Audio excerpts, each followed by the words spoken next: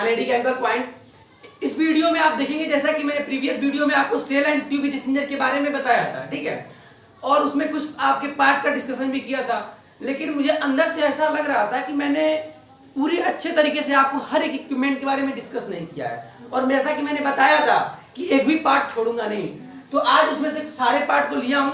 ऐसा नहीं है कि सारे पार्ट ही आपको परिपूर्ण है, इतने सारे पार्ट होते हैं shell and tube heat exchanger में, ऐसा नहीं है, बहुत सारे पार्ट होते हैं। लेकिन जैसा कि मैंने बताया है, एक भी पार्ट छोड़ूंगा नहीं जो कि डिस्कशन में ना आए। मतलब shell and tube heat exchanger की अगर बात हो तो जीरो लेवल से लेके टॉप लेवल तक आपको हर इक्विपमेंट का उसका एक्चुअल मीनिंग पता हो, यह मेरी कोशिश है आपको बताने की। इसीलिए आज मैंने कुछ पार्ट लिए हैं। इसके बाद भी जैसे जैसे वीडियो आगे बढ़ता रहेगा, जैसे जैसे टाइप्स बढ़ता रहेगा, जैसा कि मैंने आपने देखा है जब मैंने टाइप्स ऑफ हीट एक्सचेंजर शुरू किया है, जो कि मेरा ये सेकंड वीडियो है, फर्स्ट ऑफ सेकंड वीडियो है।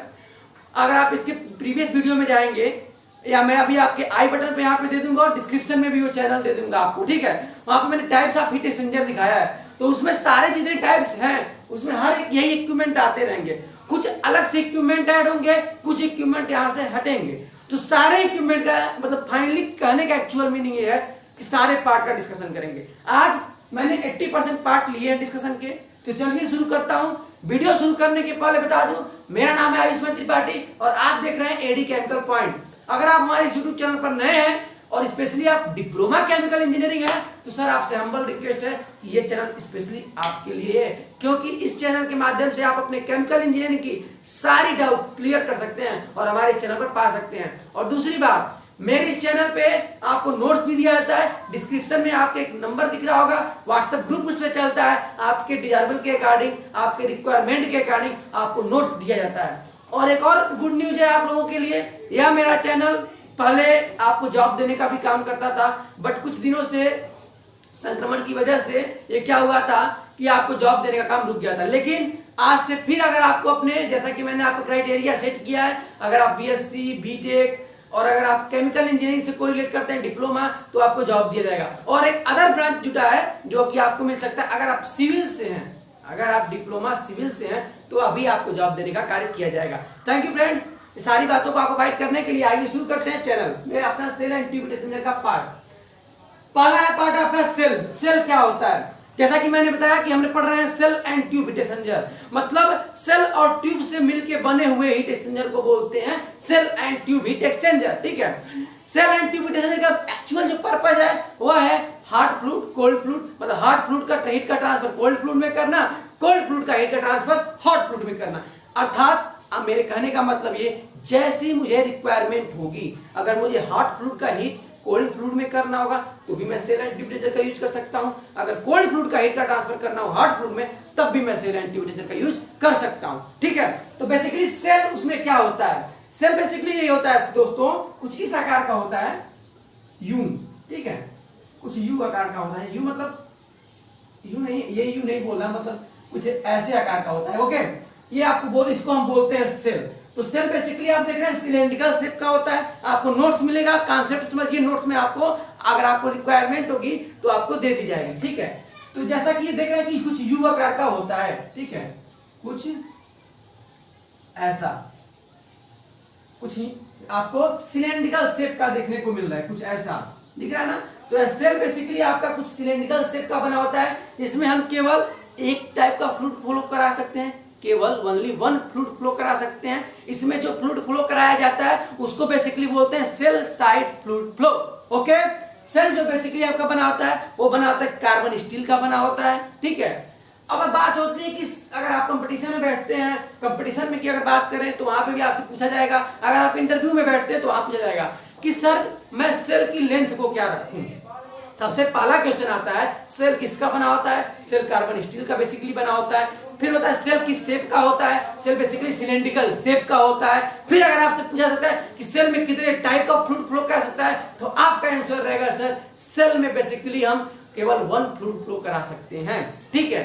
अब तीसरा क्वेश्चन आता है कि सेल की लेंथ को क्या रखें। तो सेल की लेंथ का जैसे ही क्वेश्चन आता है तो आपके माइंड में ये बात आ जानी चाहिए कि सेल की जो लेंथ होती है वो इसके अंदर लगे हुए ट्यूब के लेंथ के अकॉर्डिंग रखा जाता है।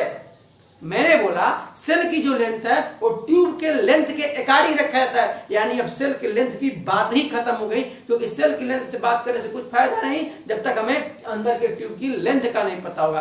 क्यों, अभी आप आगे देखेंगे। ठीक है, तो लेंथ की बात खत्म हो जाएगी। अब मैं बात करूं तब इसकी डाया क्या होनी चाहिए, सेल की डाया क्या होनी चाहिए, सेल की थिकनेस क्या होनी चाहिए। देखिए मैं छोटी छोटी चीजें बता रहा हूं सर, मुझे ये पता है कि ये रिटन एग्जाम में आप नहीं लिखेंगे फिर भी पास हो जाएंगे, I know, but sir competition और इंटरव्यू के लिए बेसिकली मेरी काम चल रहा है सर, याद रखिए, इसलिए मैं आपको सारी चीजें बता रहा हूं। अब आता है कुछ मैंने डाटा नोट कर रखी है, अभी आपको देखता हूं।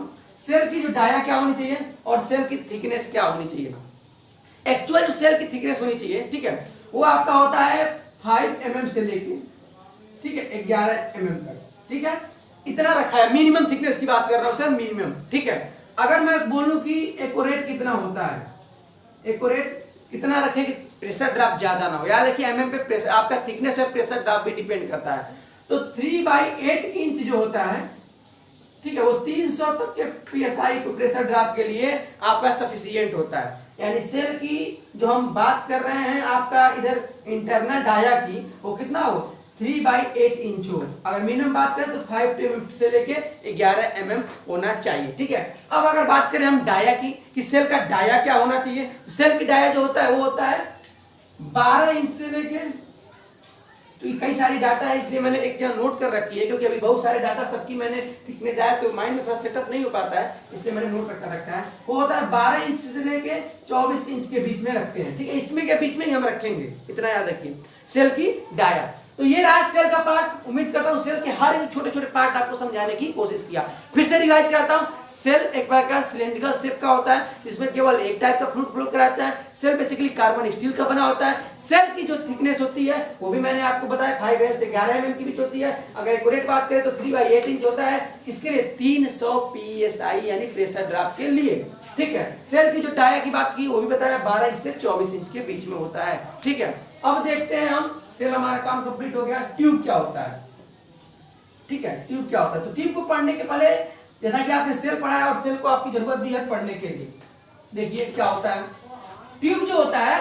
अब ट्यूब की लेंथ की हमें बात जाननी होगी। क्यों जाननी होगी, क्योंकि ट्यूब की लेंथ के अकॉर्डिंग इस सेल की लेंथ को सेट किया जाएगा। तो सेल ट्यूब जो होता है बेसिकली, जैसा कि मैंने बताया ये सेल हो गया आपका।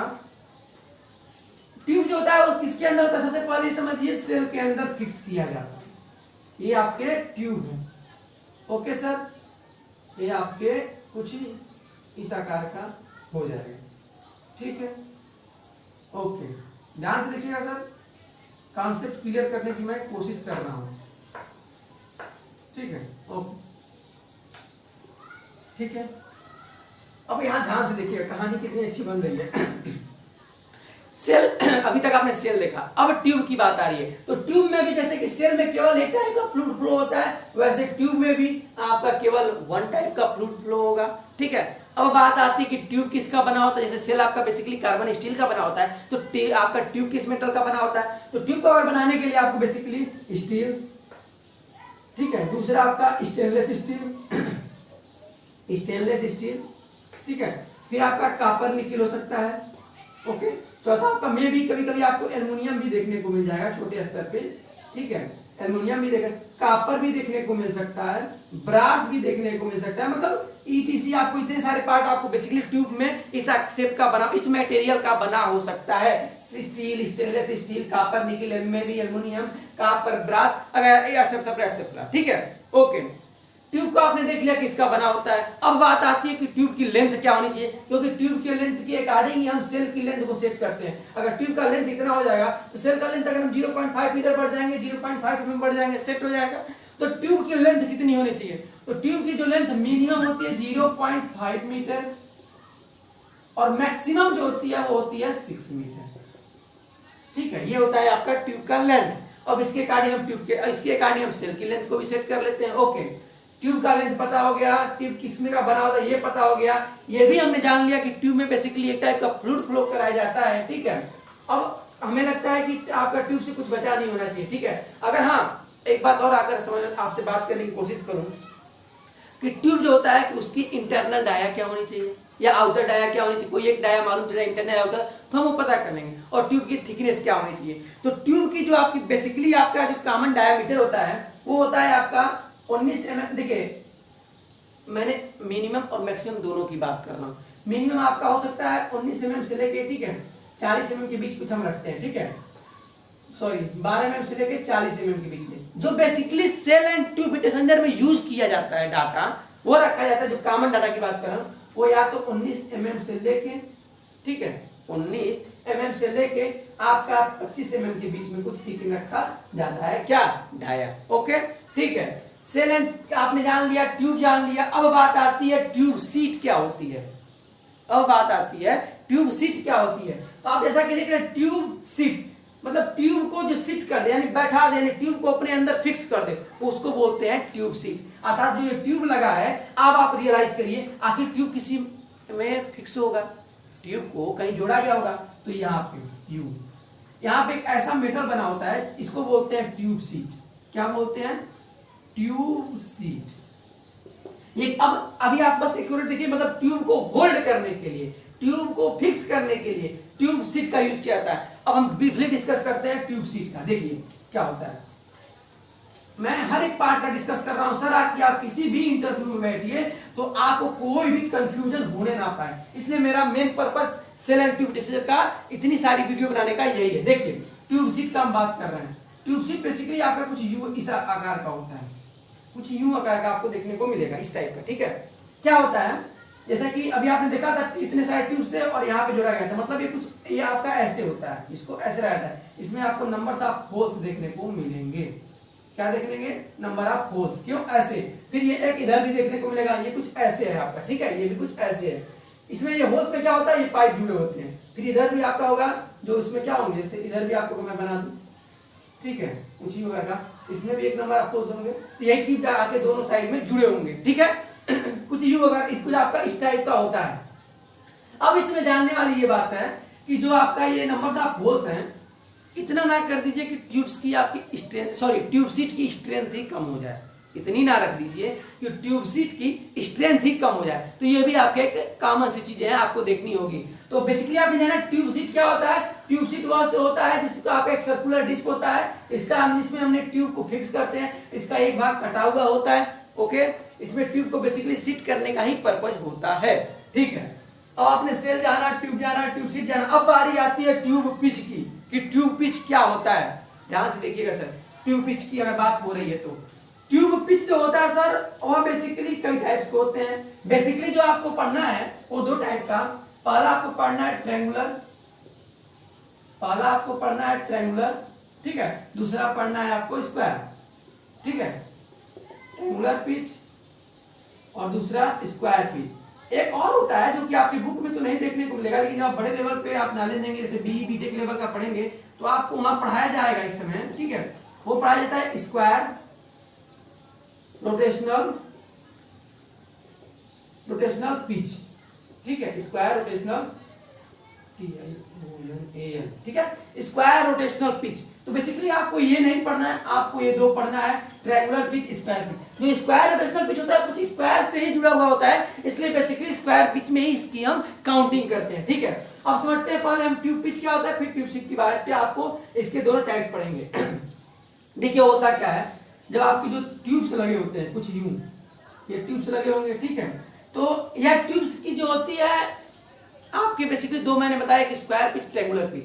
स्क्वायर होगा तो कुछ यू इस आपका कुछ इस आकार का होगा, अगर ट्रायंगुलर होगा तो कुछ आपका इस आकार का होगा, ठीक है। तो बेसिकली आपका ट्यूब पिच दो टाइप का होता है, या स्क्वायर पिच हो सकता है या ट्रायंगुलर पिच हो सकता है, ठीक है। दूसरी बात अब इसमें जानने वाली चीज ये है कि अगर ये दोनों चीजें मैंने बता दी तो स्क्वायर पिच का यूज कब करते हैं, ट्रायंगुलर पिच का यूज कब करते हैं। जैसा कि आप देखेंगे कि स्क्वायर पिच और ट्रायंगुलर पिच में क्या खासियत है, स्क्वायर पिच आपका एरिया ज्यादा ले रहा है, यानी अगर मैं ये बोलूं कि सबसे ज्यादा नंबर ऑफ ट्यूब्स किसमें होंगे, तो जाहिर सी बात है कि सबसे ज्यादा इसमें होंगे, क्योंकि अगर मैं आप यहाँ देखिए ध्यान से कि अगर मैं एक यहाँ पे और एक यहाँ पे और ट्यूब जोड़ देता हूँ तो मेरे नंबर ऑफ ट्यूब्स ज्यादा हो गए। लेकिन अगर आप अब देखेंगे 1 2 3 4 5 ट्यूब हो गए, ठीक है। और अगर अब मैं इसमें और एक्स्ट्रा ट्यूब ऐड करना चाहूँ तो कुछ यूं यूं, तो अब आप देखेंगे कुछ एरिया इसका ज्यादा हो गया और एक कम एरिया में ही आपके नंबर ऑफ ट्यूब ज्यादा ऑक्युपाइड कर लिया। तो एक बात यहाँ पे निकल के आती है कि ट्यूब पिच का यूज बेसिकली स्क्वायर पिच और ट्रेंगुलर पिच जो होता है, स्क्वायर पिच का यूज वहां पे करते हैं जहाँ पे लार्ज एरिया हो। मतलब स्क्वायर पिच की एक आप डिसएडवांटेज बोल सकते हैं कि इसमें नंबर ऑफ ट्यूब्स कम होते हैं। ट्रेंगुलर पिच में हम क्या होता है आसानी से एक और आपको नंबर ऑफ ट्यूब्स ऐड कर सकते हैं, ठीक है। दूसरी बात नहीं आती है कि इसका यूज कब करते हैं। तो इसका यूज वो करते हैं जब आपका ट्यूब्स, याद रखिए स्क्वायर पिच का यूज जब आपकी इसमें एक इसकी एडवांटेज ये है कि इसमें हम एक्सटर्नल क्लीनिंग आसानी से कर सकते हैं क्योंकि इसमें एरिया ज्यादा है, और जब एरिया ज्यादा है तो इसकी क्लीनिंग भी आसानी से कर सकते हैं, नो डाउट, ठीक है। लेकिन ट्रेंगुलर में आप क्लीनिंग अच्छे से नहीं कर सकते। तो जाहिर सी बात है कि जब ट्यूब्स के अंदर क्लीन फ्लूइड हो तो हम यूज करेंगे कि कौन सा ट्रेंगुलर, ताकि उसमें डस्ट ना हो और क्लीनिंग करने की हमको चांसेज ना मिले। लेकिन स्क्वायर पिच का हम कब कर सकते हैं, जब हमारा फ्लूइड डर्ट भी हो तब भी हम आसानी से कर सकते हैं, ओके, नो डाउट। तो आपने देखा ट्यूब पिच क्या होता है, ट्यूब पिच के टाइप्स देखा, ट्रेंगुलर पिच, स्क्वायर पिच, ये भी आपने देखा। अब इसमें एक आता है क्लियरेंस, एक टर्म आता है आपका ये वाला क्लियरेंस क्या होता है। तो जैसे देखिए पहले ट्यूब पिच को मैंने बताया क्या होता है, दो ट्यूब्स होते हैं, जैसे आपके ये मैंने ट्यूब्स लगा रखे हैं, ये ट्रेंगुलर लीजिए या स्क्वायर लीजिए, यहाँ पे मैंने बेसिकली आपको यहाँ दिखाता हूँ। ये तो मैंने बता दिया कि ट्यूब पिच कितने टाइप का होता है, लेकिन ट्यूब पिच किसे कहते हैं ये जानते हैं। देखिए ये मान लीजिए आपका ट्रेंगुलर है, तो दो ट्यूब्स के सेंटर से सेंटर के बीच की दूरी को हम बोलते हैं, सर याद रखिएगा, ट्यूब पिच। मैंने फिर बोल रहा हूं, दो ट्यूब्स के सेंटर के बीच की दूरी को बोलते हैं ट्यूब पिच। और दो ट्यूब्स के, याद रखिए, बिल्कुल शॉर्टेज डिस्टेंस की अगर बात करें, शॉर्टेज डिस्टेंस यानी इसका एंड और इसका आपका ओपनिंग, इसकी बीच की दूरी को बोलते हैं क्लियरेंस। क्या बोलते हैं, क्लियरेंस, ओके। क्लियरेंस भी मिनिमम सर 0.5 से कम नहीं होना चाहिए, याद रखें। तो वहां पे आपको प्रेशर ड्रॉप देखने को मिलेगा। तो यानी ट्यूब पिच और क्लियरेंस आपको पता हो गया, दो ट्यूब्स के सेंटर से सेंटर के बीच की दूरी को बोलते हैं ट्यूब पिच। ये बेसिकली दो टाइप का होता है, स्क्वायर पिच, ट्रेंगुलर पिच। और दो ट्यूब्स के शॉर्टेज से मतलब दो ट्यूब्स के मिनिमम के बीच की दूरी को बोलते हैं क्लियरेंस। ये भी क्लियर हो गया। अब आती है बारी आपकी बैफल्स। बैफल्स क्या होता है ये देखते हैं। देखिए बैफल्स जो बेसिकली आपका होता है shell and tube heat exchanger में, वो क्या होता है, रेट ऑफ हीट ट्रांसफर, यानी कि हीट ट्रांसफर के रेट को इंक्रीज करने के लिए हम यूज करते हैं बैफल्स। कैसे ये जानते हैं। जैसा कि मैंने बताया कि आपको ये सेल है, ध्यान से देखिएगा, ठीक है, ये आपका सेल हो गया और सेल्स में आपके नंबर्स ऑफ ट्यूब आपको देखने को मिल रहे हैं, ठीक है। ये आपका कुछ यूं आकार ये ऐसा रहेगा, ठीक है, ये कुछ आपका ऐसे रहेगा, ठीक है, ओके। तो आपने देखा कि अब वेफर्स मैंने बोला कि रेट ऑफ हीट ट्रांसफर को इंक्रीज करने के लिए होता है। कैसे, अभी मैं आपको इंटरनल व्यू में भी दिखाऊंगा और एक्सटर्नल व्यू में भी दिखाऊंगा। देखिए बेसिकली आप देखेंगे वेफर्स कुछ इस आकार का लगा होता है, कुछ इस आकार का, ठीक है। अभी आपको कुछ ऐसे समझ नहीं आ रहा होगा, चलिए हम एक और सहारा लेते हैं पॉइंट ऑफ व्यू दिखाने का। किसी भी तरह करके मुझे, मेरा मेन उद्देश्य है, मेरा मेन मोटो ये है कि shell and tube heat exchanger से सारे कंफ्यूजन आपका दूर करना। देखिए अगर सपोज दैट आपका ये सेल है, क्या है, सेल है, ठीक है, ओके। अब इसमें आपका जो वेफर्स होता है कुछ आपका इस टाइप का होगा। देखिए उम्मीद करता हूं ये तो फिगर आपको समझ में आ ही जाएगा। मैंने क्या बोला, ये आपका सेल है, क्या है, सेल है। ये आपका क्या है, वेफर्स है, ठीक है। ये क्या है आपका, वेफर्स है। और ये आपका जो है वो क्या है, ट्यूब है, ठीक है। क्या है सर, ये आपका ट्यूब है, ओके, ये आपका ट्यूब, ओके। आपने क्या देखा कि ये सेल है, ये वेफर्स है। तो मैंने बोला कि रेट ऑफ हीट ट्रांसफर को इंक्रीज करने के लिए कैसे, आप समझिएगा। सपोज दैट कि जब फ्लूइड आपका यहाँ आएगा, ठीक है, ये आपका कुछ ऐसे बंद होता है, ऐसा नहीं लगता है, आपका ये फ्लूइड आएगा, सबसे पहले क्या आएगा, आएगा यहाँ पे, तो ये क्या होगा, फ्लूइड यहाँ भरेगा, यहाँ तक भरेगा, यानी फ्लूइड यहाँ तक जाएगा। तो आप देख रहे हैं सर ध्यान से कि यहाँ तक जाने के बाद अभी ये फ्लूइड आपका इधर नहीं आ रहा है, यानी फ्लूइड का कुछ, अगर मैं फ्लूइड के मोशन की बात करूं तो फ्लूइड आपका कुछ यूं आ रहा है, फिर यूं ऐसे होके, फिर यूं होके, ठीक है। और फिर अगर इन से हम दे रहे हैं यहाँ से, फिर आपका यहाँ से निकल जाता है, कुछ आपके फ्लूइड की ये डायरेक्शन है। तो आप देखेंगे कि वेफर्स लगाने से एरिया रिड्यूस हो रहा है, किसका, ट्यूब सेल में जो फ्लूइड है, यानी जब आपका फ्लूइड इधर से आएगा तो यहाँ तक फ्लूइड आपका रुका रहेगा, अभी कुछ जब तक ये यहाँ तक का स्पेस ऑक्युपाइड नहीं करेगा, जब तक आपका ये फ्लूइड यहाँ तक का स्पेस ऑक्युपाइड नहीं करेगा तब तक वो इधर नहीं जाएगा, और जैसे ही इससे ऊपर जाने लगेगा तुरंत फ्लूइड इधर डाउन हो जाएगा, और जैसे ही गिरेगा तो आप देखेंगे सडनली गिर रहा है, ये सडनली आपका फ्लूइड डाउन डायरेक्शन में गिर जाए, यानी फ्लूइड की वेलोसिटी बढ़ जा रही है। तो सर आपने कंटिन्यूटी इक्वेशन में यही तो पढ़ा है कि मैंने क्या किया, A1 V1 equal to A2 V2, और आप देख रहे हैं कि यहाँ पे वेलोसिटी क्या हो रही है, A1 V1 equal to A2 V2। आप यहाँ पे देख रहे हैं कि जो फ्लूइड की आपकी वेलोसिटी है वो क्या है, आपकी बढ़ जा रही है, सडनली देख रहे हैं गिर रहा है इसकी वजह से, और एरिया क्या हो जा रहा है, कम हो जा रहा है। तो यही तो है A1 V1 equal to A2 V2। और जब आपका वेलोसिटी बढ़ जाए, और वेलोसिटी बढ़ने से क्या होता है, टर्बुलेंसी इंक्रीज हो जाती है, टर्बुलेंसी क्रिएट होती है, जिससे क्या होता है, रेट ऑफ हीट ट्रांसफर ज्यादा हो जाता है। मतलब एक प्रकार से देखेंगे कि वेफर्स का यूज फ्लूइड को कुछ देर तक होल्ड करने के लिए भी किया जा रहा है, यहाँ तक फ्लूइड कुछ देर तक होल्ड करेगा, फिर सडनली वो फ्लूइड को आपको ट्रांसफर करेगा, जिससे क्या होगा, टर्बुलेंसी क्रिएट होगी और रेट ऑफ हीट ट्रांसफर बढ़ जाएगा। बेसिकली आपका वेफर्स का यूज ये था। एक और टर्म आता है कि वेफर्स, आप देख रहे हैं कि जो वेफर्स लगे होते हैं ये ट्यूब्स को यहाँ पे जुड़े भी होते हैं, ट्यूब्स से यहाँ पे ट्यूब्स इसकी फिक्स हो जाती है। तो मतलब हम ये भी कह सकते हैं कि वेफर्स का यूज पहला हो जाता है कि आपका rate of heat transfer increase करने के लिए, रेट ऑफ हीट ट्रांसफर, और दूसरा ट्यूब्स को होल्ड करने के लिए, ट्यूब्स को होल्ड करने के लिए भी वेफर्स का यूज होता है। ठीक है, अब ये वेफर्स भी कई टाइप के हो सकते हैं, ये वेफर्स भी आपके कई सारे टाइप्स के होते हैं, और देखेंगे भी आप। पहला आपका होता है सेगमेंटल वेफर, दूसरा आपका होता है रिंग वेफर, तीसरा जो होता है आर्फिस वेफर, चौथा जो होता है आपका डिस्क वेफर। ओके, ठीक है। लेकिन जो बेसिकली आप यूज करते हैं सेल एंड ट्यूब में, वो यूज करते हैं आप सेगमेंटल वेफर का। क्या यूज करते हैं, सेगमेंटल वेफर्स का। ठीक है, ये आप यूज करते हैं सेल एंड ट्यूब, सबसे ज्यादा यूज होने वाला वेफर यही है। ठीक है, अब बात ये होती है कि याद रखिए वेफर्स में एक आपको प्रॉब्लम देखने को मिलेगी, इसकी मिनिमम और मैक्सिमम एरिया सेट है। इसकी मिनिमम, अगर आप ज्यादा कर देंगे तो प्रेशर ड्रॉप ज्यादा हो जाएगा, कम कर देंगे तो प्रेशर ड्रॉप ज्यादा हो जाएगा। तो आपको ये देखना होगा कितना करें। तो आइए हम बात करते हैं कितना, कि वेफर्स की क्या हाइट रखें, वेफर्स की क्या थिकनेस रखें, ये सब चीजें। तो मिनिमम यानी मिनिमम कितना होना चाहिए और मैक्सिमम वेफर्स कितना होना चाहिए, ये हम बात करेंगे। ठीक है, देखिए पहले ये समझिए कि जो दो आपके वेफर्स लगे होते हैं shell and tube heat exchanger में, तो दो वेफर्स के बीच की दूरी को हम बोलते हैं वेफर्स स्पेसिंग।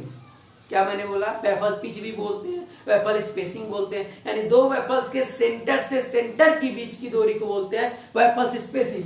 अब होता है वेफर्स कितना सेट रहना चाहिए। याद रखिए जो वेफर्स की हाइट होती है, जो वेफर्स की हाइट होती है वो मिनिमम और मैक्सिमम मैंने बोला सेट है, उससे ज्यादा होगा तो आपका प्रेशर ड्रॉप क्रिएट हो जाएगा। तो वो मैंने लिख रखा है, आपको बताने की कोशिश करूंगा कि जो मिनिमम वेफर्स स्पेसिंग होना चाहिए, जो मिनिमम एरिया सेट होनी चाहिए वेफर्स की, जो मिनिमम वेफर्स की हाइट होनी चाहिए, वह सेल के, जो आपका सेल ऐसे बना होता है, ऐसे ही आपका सेट का, तो जो आप इसके अंदर वेफर्स लगाएंगे वह सेल के 1/5 इंटरनल डाया के होना चाहिए। ठीक है, 1/5 इंटरनल डाया का होना चाहिए, याद रखिएगा सर। मिनिमम बात करो 1/5, मैक्सिमम की अब बात करें, इससे कम अगर आप कहेंगे सब तो दिक्कत हो जाएगी।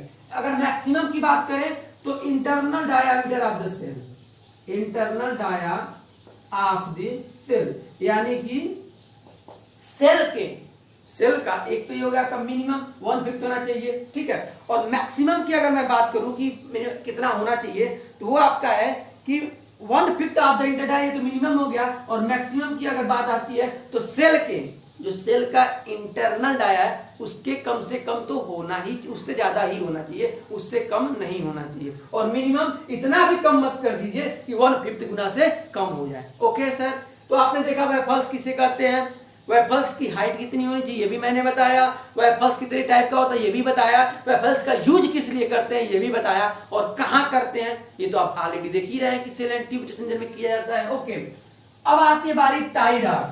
टाई रॉड्स क्या होता है, तो आपने देखा कि वेफर्स का use rate of heat transfer को इंक्रीज करने के लिए, वेफर्स का यूज ट्यूब को होल्ड करने के लिए। लेकिन सर अगर मैं पूछूं वेफर्स को होल्ड करने के लिए किसका यूज किया जाता है, तो सर वेफर्स को यूज करने के लिए यूज करते हैं हम टाई रॉड्स का। तो आपका जो वेफर्स ऐसे बना हुआ था ऐसे, तो एक ऐसा पतला सा आपको देखने को मिलेगा जो यहाँ पे ट्यूब सीट में, यानी टाई रॉड्स को अगर मैं बोलूं, टाई रॉड्स का यूज वेफल्स को होल्ड करने के लिए। इसका आप देखेंगे एक इन ट्यूब सीट में फिक्स होगा, यहाँ पे ट्यूब सीट में फिक्स होगा और इसी के सहारे आपका वेफल्स लगा होगा। मैक्सिमम सेल एंड ट्यूब टिश्नर में आप अगर बहुत ज्यादा टाई रॉड्स यूज करेंगे तो उसकी भी अपनी एक लिमिट है। आप कर सकते हैं 4 से लेके 6 टाई रॉड्स बेसिकली यूज करने को, या बेसिकली मैक्सिमम लिमिट आप बोल सकते हैं। ठीक है, तो आपने ये भी देख लिया टाई रॉड। अब आती है बारी पासेज एंड टाइप। इस पे हम उतनी बात नहीं करेंगे क्योंकि अगले वीडियो में इस पे ही चर्चा होने वाली है, लेकिन जिसको बिल्कुल मैं आपको इंट्रोड्यूस जरूर कराऊंगा। क्या है पासेज एंड टाइप? पासेज मतलब क्या? पासेज मतलब आप देखते हैं, अगर आप लोडेड गाड़ी के पीछे चलते हैं, ट्रक ले लीजिए या बड़ी बड़ी गाड़ियां ले लीजिए, तो क्या लिखता है? जगह मिलने पे पास दिया जाएगा। मतलब पास का मतलब ये कि आपको जगह देने की बात कर रहा है। तो वही बिल्कुल यूज आपका सेल एंड ट्यूब इंजन में होता है। यहाँ पे पासेज का बेसिकली यूज ये होता है कि जब आपको एक सेल एंड ट्यूब में पास दिया जाएगा, एक दूसरा रास्ता दिया जाएगा जाने के लिए, तो वही उसे बोलते हैं पासेज। यानी एक प्रकार का पाथ, एक प्रकार का डायरेक्शन, एक प्रकार का रास्ता। ठीक है, और ये दो प्रकार से हो सकता है। पैसेज बेसिकली दो जगहों पर लगाया जाता है, पहला आपका सेल साइड, दूसरा आपका ट्यूब साइड। तो ये था दोस्तों shell and tube heat exchanger के इक्विपमेंट, सारी मैंने डिस्कस की। मुझे पता है कुछ चीजें छूट रही हैं और मैं उसका डिस्कस करूंगा, अलग अलग वीडियो में आता रहेगा, एक भी छोड़ूंगा नहीं, ये मेरा आपसे उम्मीद है। तब तक के लिए बने रहिए। Thank you friends watching my this video.